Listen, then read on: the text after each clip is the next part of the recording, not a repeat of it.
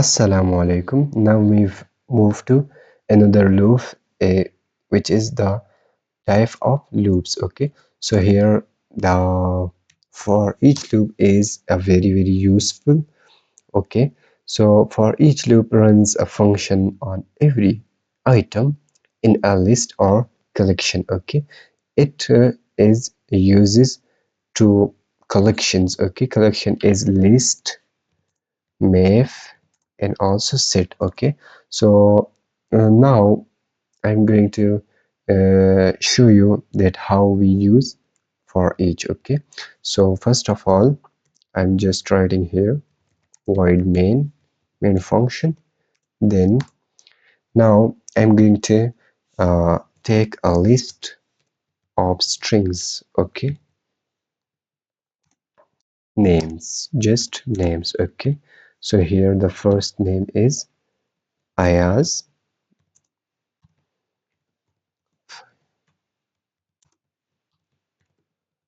Maz, Bilal. Okay, so here you can see I just take a list of names. Okay, so now I want to print these using for each. Okay, if I print these names like here, you can see you can also print this list. Okay, but the output will be also a list. Okay, here you can see Ayaz, Fayaz, and Bilal. Okay, but for each is a very useful.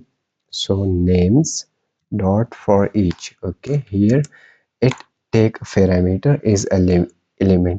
Here you can see this element store every these names or value. Okay, and inside these names this element will store every value. Okay, so I'm just going to front element. Okay, so here you can see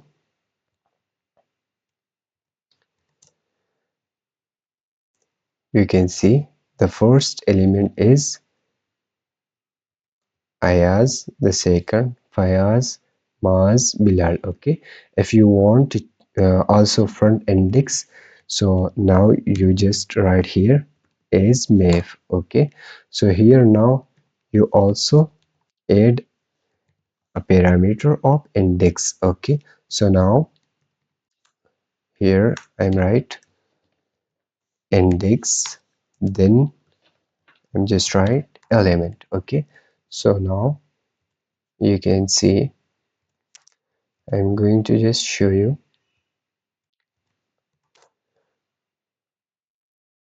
Okay, the first index is Ayaz, the second here you can see. Okay, so for each is also very useful. Okay, for now it's enough, and I will see you in the next video. Allah Hafiz.